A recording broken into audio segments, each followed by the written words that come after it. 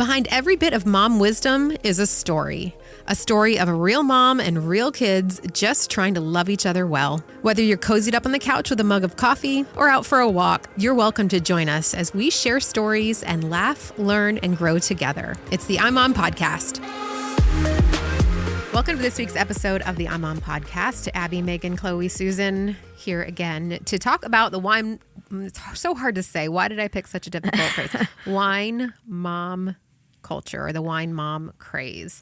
So this story is actually a confession, really. I had, and maybe even still have, a habit of opening a bottle of wine at like 5 p.m. and sipping a glass while the kids navigate homework or get dinner going. And there is some response. It's not even the taste of it. It's not anything having to do with like that there's alcohol in it. There's something about pouring the wine in the glass, the noise that it makes, that just feels relaxing. It's like the Calgon commercial. Do you remember the old Yes, Calgon? Take Me There was Away. something about take me away. And I think that's what we've turned wine into. It's just that image of relaxation. For sure. And I Googled wine mom memes, also hard to say, and there are 26.5 million results. For example, the most expensive part of having kids is all the wine you have to drink. Or, you're not supposed to laugh, Chloe. Sorry. Or parenting is mostly empty threats and full glasses of wine. And, you know, I haven't been on Etsy, but I'm sure there are pages and pages of stores. Dish towels. Yes, Yeah. or the tank tops or the tumblers that say mom juice or whatever. Yeah. And a while ago, I posted on Facebook about the wine mom culture, and some women told me that they feel like they should open a bottle at 4 o'clock or they aren't in the cool mom club. Like, that's exactly what they said. Well, I feel like I have to be a cool mom. Others say they feel like moms are being told the only way to make it through the day, parenting, is to drink. And when I think about like what my kids see and what the internet is showing, it just makes me really sad. Like, do our kids, if they're watching us and listening, do they think that we have to drink in order to parent them, like to survive parenting them?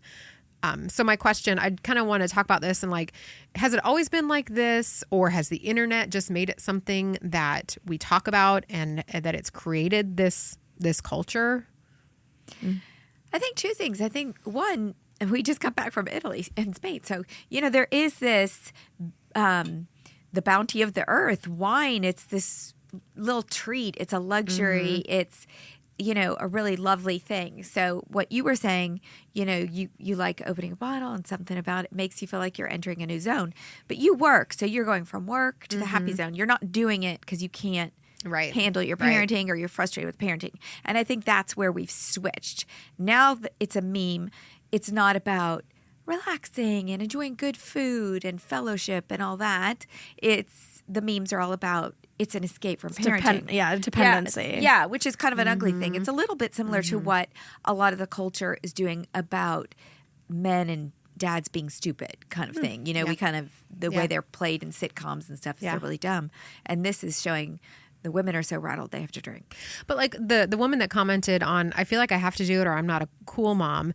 It's not about the alcohol, because you don't see, if I see a mom holding a can of Bud Light, I'm not like, cool, I want to be that. It's like the beauty in the glass, and, you know, it's like, it's attractive. But the memes are saying they're doing it because they're harried and they have to get through parenting. But there's something about like this glamour air that glamorous look that you have if you're holding this glass of wine, and I can be a mom and have this drink, you know.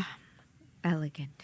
So what's your question, Abby? Well, so I have a lot of them. How do you know, first of all, if you have stepped over the line? Because so on one side of this line, there is liquid patience, you know, with your kids, or disconnecting from the workday. And then the other side of the line is, I need this or I'm going to lose my mind on my kids. Like, how do you know if this is a problem? Yeah. Well, you know, patience is the fruit of the spirit. So we all struggle to find it. You know, we all need to have it, but we shouldn't be medicating ourselves for it. Mm-hmm. So I would say, you know, if you need liquid patience, are you working too hard? Is a work situation? Are your kids out of control? Are you doing this all by yourself? You know, what can you scale back so you don't have to medicate to be patient? Right.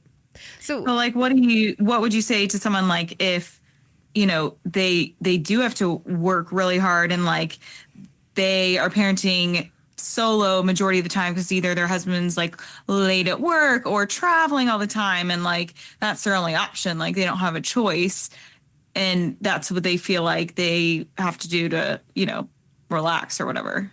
So this is a spiritual struggle for me. I mean, like if you say like, yeah, patience is a fruit of the spirit, it's like, yeah, great. I know, but part of my desire is to be more like Christ and to we want to have peace in every situation. And we know that he does not give us more than we can bear. And it's going to be difficult. But how can we be a light to the world if we're not walking through trials well? And so if I'm telling people, oh, yeah, I went to 5 kids and I can't handle it. I got a drink to handle it. That's not... I was called to adopt 2 more. I felt like I was called. And so that's kind of negating what God called me to. It's negating the beauty of what God called me to do. I'm not explaining this well. Am I making sense? No, yeah, it makes sense. I think that that the line is being stepped over if it becomes like how you socialize with your friends, the only way you socialize with your friends. If it becomes that your kids pour a glass for you and they think that you need it in order to handle them. I think that when your kids start to really pick up on it, and which is probably they'll pick up on it before you realize they pick up on it. I think that that's when it might be a problem. Or when like the only gifts you get for Mother's Day or your birthday or whatever are things that say like mommy juice or whatever on it, It's so funny, Megan. I'm thinking of the story of Leslie and I when we lived with them and what you said. Do you remember that? No, but I think I was too little. Megan doesn't remember. Young. If you say, Megan, do you remember? 9 times out of 10, the answer is going to be no. Okay, you may or may not want to keep this in. I have a horrible memory. I really have a bad memory. I when Megan was like 8 and Marky was like 6. Yeah, so 6, 8, 10, maybe you were 10. We renovated our house for the first time and we were on a budget.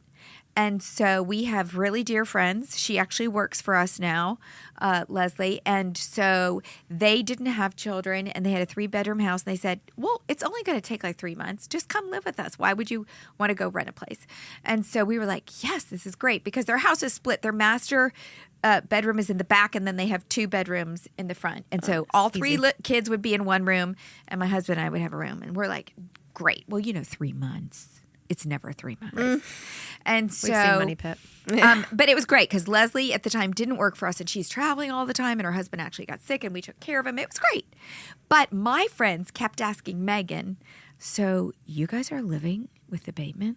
Like your whole family moved in with this couple who doesn't have kids. How is that working out? Are your parents still friends? Yeah. And Megan at one point told my friend this. It was hilarious because my friend called me. She goes, Megan said, so you have to understand that Leslie loves to cook. And Leslie and I were totally digging this communal life. Like we were cooking together every night and laughing. And Leslie would have a glass of wine. And so I was joining her, which is something I'd never done in front of our kids just because I didn't do it. And, who has time to pour a glass of wine or the budget? But I do. I usually have time. But if there's 2 of you, so she and I were cooking and having a glass of wine every night. And so my other friend asked Megan, like, are Lily and Susan still friends? My kids called her Lily. She goes, yeah, they're friends, but I'm kind of worried because every night my mom is drinking with Lily. Oh, my gosh. My friend called me howling. She goes, I hear things are going really well over there. Oh, my gosh. But you're right. Kids pick up on it because it's something I had never done before. Who would do that? Yeah, dang, Megan. Goody. Busted. But she was worried about it, Yeah. which is interesting because it's not like we'd ever had a bad experience with it. Well, okay, this is why I think I was worried about it. So alcoholism, Susan, you can decide if you want this in or out, but one of Megan's grandfathers was an alcoholic. Mm-hmm. Yes, alcoholism does run in our family, and my dad has made it a point that like he will really not ever drink, and if he does, he has like 1, max maybe 2. But he has always been fearful because it is a hereditary thing that one of us kids will inherit that And so he was always very concerned if we were like, drinking or anything like that. And I think he still is to this day. But I think that's where growing up, it was kind of ingrained in me that automatically that drinking was like bad. It was just like a bad thing. Yeah. And so I think that's probably why I made that comment. But I mean, obviously now anything in moderation or, if it's not out of control or anything like that, obviously. But I think that's where that comment came in of when I was younger. Yeah. Yeah. I think that what you're saying is it really depends on your family. It depends on your life at home. I don't think there's necessarily a clear line between too much or whatever. I think that it is a personal thing. I also think that there is an aspect of rebellion to it. Like, you can see the old fashioned picture of the woman wearing pearls and the dress and ironing, and she has a roast in the oven when her husband gets home from work. And now we're saying I can be a good mom and have a buzz at the end of the night. Like we're going the opposite direction of I don't have to be this picture perfect mom to still be a mother or to still love my kids. But in this article from CNN was saying that it's a reflection of a society that doesn't support moms. They're saying, we don't have universal paid leave or childcare. We don't have family-friendly workplaces. There's not an economic support for moms without jobs. And so here's what we have. We have wine at the end of the day. And does it show a culture that maybe, the moms have too much pressure on them? It's too stressful. Yeah. Is there a dad equivalent? Right.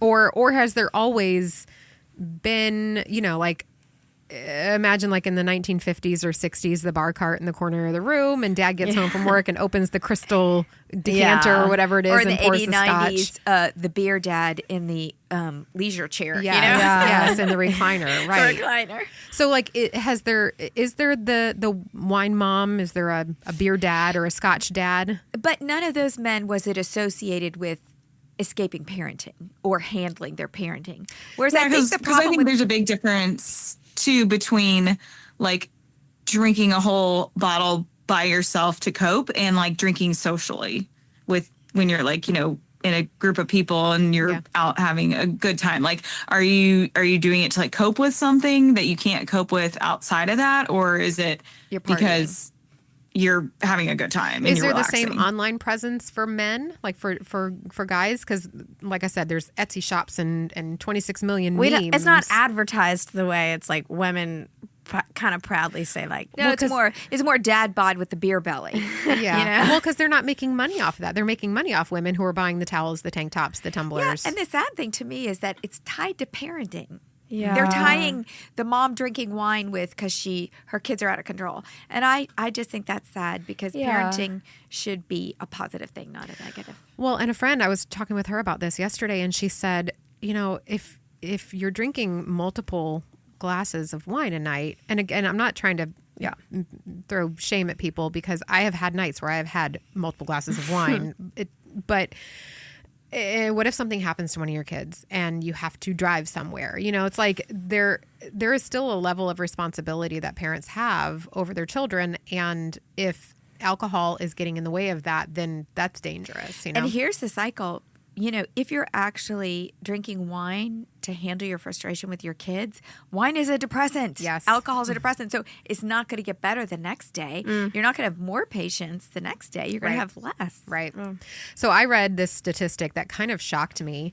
So it's not necessarily alcoholism, but over-consuming is no more than 3 drinks on a given day and 7 in a week. So that means that if you're having a glass of wine a night on the weeknights, and then a glass on Saturday and a glass on Sunday, you're over consuming. And when I saw that, I was like, I'm not an alcoholic. I'm a suburban mom, you know? And again, that's not the same as alcoholism, but it's to read like what they see, what experts see as more than you should have, and to realize, oh, well, that's what I'm drinking. I'm like, well, maybe I need to drink less. I am surprised by that, but then I'm not, because every time I go to the doctor, if you have a physical, they ask how many times you drink a week. Yeah. So there must be something to it. Yeah. Yeah. Another friend who commented on Facebook, she said that she has a friend who's a clerk at a liquor store, and that friend said that more than anyone else in their customer base, it is women, like suburban moms coming in and buying cases of wine weekly. It's like she knows the customers. She's gotten to know them because they come in on a weekly basis. Do you think it's because more women work now and it is just a lot of pressure to... So you come home from work and you've had a lot of stress during your work day, and now you have the stress of, getting your kids in bed and bathing them and homework and all that. And it's stress on stress. Like there is no downtime. Because I know for me now, I work, but I don't have kids at home. I can come home and piddle around the kitchen and clean up and make dinner or not make dinner or get takeout or whatever we do. And we're free. We can go take a walk.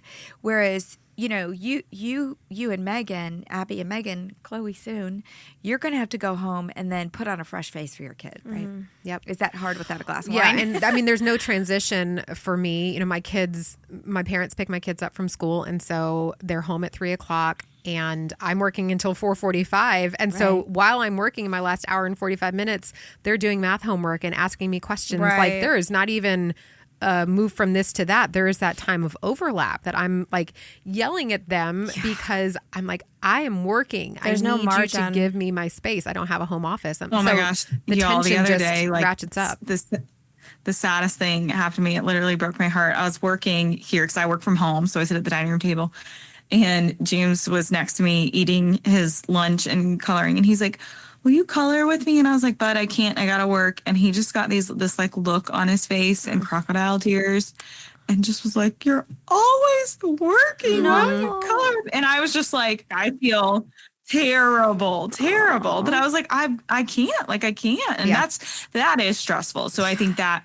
piece of like you feel like you're not doing anything well because you're spread so thin and like you're just stressed all the time and you have a short fuse and blah blah. So I think that piece is very different for women, because I would say a majority of my friends work, and so I think that's just a big difference that our generation has had to deal with, is managing everything all at once and learning to like survive and not let the stress kill you, basically. And there is the crux of it right there. So, the working is stressful, then the going home and spending time with your kids, and then the feeling that you're not doing it all well. Yeah. You beat yourself up. Y'all, we are doing this fatherhood initiative project at work. It's going to be for the state of Florida. It's going to be really cool. But we did 5 focus groups with men, and they had to rate themselves on whether they're great, good, average, or not a good dad. 81% of these dads think they are good or great. I really wonder what the women would say. Oh, Yeah. it would be the opposite. Especially like, okay, so these dads, most of them had jobs, I would say. There were a couple who were stay-at-home dads, so there were 50 of them. And it was 5 different focus groups. But again, if we got the same dynamic going with women who work in a room, well, we wouldn't get them because, they wouldn't have the time to come. Exactly. But if we did, they would not. It would be a totally different thing. And that's why I think maybe, women they're needing an escape, which makes me sad. One other friend, I'm going to read her exact quote because I think she hit the nail on the head. She said, maybe we make shirts and memes and jokes because it seems less vulnerable and more funny than saying, I need help or I need support. Motherhood is not for the faint of heart. It is hard work. I've never felt so broken and so whole at the same time. Like, that'll make me cry just thinking about it. Feeling so broken and so whole at the same time. And so we're afraid to say, I'm struggling. Instead, we say, this tumbler probably has wine in it or whatever. Or we beat ourselves up and say, it's just me. I can't handle it. My other friends are doing it. I can't handle it. Well, and it's like, okay, let's say you do decide to say like, I need help. If you don't have family close by and your friends are just as busy as you are because they have little kids and they're working, like who's going to help you? That's it's so like, so what's the point? Bottle of Merlot. And I do think, and I will, exactly. I will say, I do think that is a new problem. So for example, when I was parenting, and for those of you who don't know me, I have a pacemaker and a lot of heart problems, but there was a year where I was sick and struggled to take care of my kids, to get out of bed. I had to get a new pacemaker. It's a long story. But I had so many women drop off meals, pick up my kids. Like they literally put a schedule together and were picking up my kids for me so much. I mean, even my dad had to come and stay with me for a while. And he said, how many friends do you have? Oh, that's sweet. Because literally, even if it was a night off and I wasn't supposed to have a meal delivered, a meal would show up in the door, which is the Lord. But it was an era where, I think less women worked and they took care of each other. Mm-hmm. And now I'm looking at Chloe, Megan, and Abby. The majority of your friends probably work. And so for them to come to your aid would be much more of a sacrifice than it was for my friends. Yeah. Well, and like we had a similar medical situation with my second, and all of my friends showed up above and beyond. And that was like, so like when it's extreme situations like that, I think everyone absolutely shows up for each other. But when what we're talking about now is kind of more of just like a day-to-day, situation where it's not anything like traumatic or extreme. Yeah, I think you got to get ahead of it then. I think that I know that I've sat around with my girlfriends and had this kind of conversation, and we haven't, then we just have a drink. But I think you can get ahead of it and you go, okay, well, how do we make this better? Like, what do we do? And I used to have a group of friends, we did a meal co-op. And so like just one day a week, one of us would cook for everybody. Wow. And so that was one night a week we didn't have to worry about cooking. And we did it once. And then for 3 more weeks, we didn't have to do any of that cooking, So it's an extra burden one time, but then you have a break. So you figure out these ways to help each other before it's the middle of a crisis. Right. And I think what Megan's referring to, and I get this. So if you're running short on patience, you need respite. And the way to get respite is to take a break from your kids, to go out with girlfriends if you're single, to go out with your husband if you're married. And if you're in the situation like Megan where she doesn't live near parents, well then can you afford a sitter? Mm-hmm. So it does take sacrifice. When Mark and I started Family First, we went from being a banker and attorney to, nonprofit, and things were pretty lean. We literally had to re-sit down with the budget and say, okay, we're both trying to work on this nonprofit. We're going to sacrifice and have one sitter one night a week, every Saturday, and have a standing date, because we needed respite. You need that. Yeah. To find your patience again, sometimes you do have to go away, and that's hard if you don't have family in town. Yep. I think also a good free way to escape some of this might be from taking a break from social media.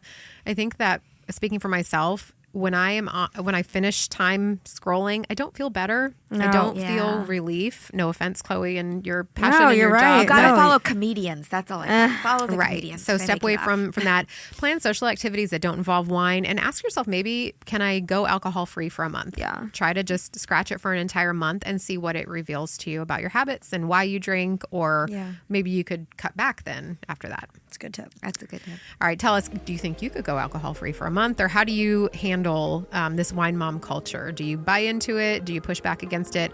Email us via the link in the show notes, and know that we are praying for you. I know this is something that's really hard, and we're in it with you, and so we're praying for you. And thanks for listening. Thanks for listening to the iMom podcast. iMom is the motherhood program of the nonprofit organization Family First.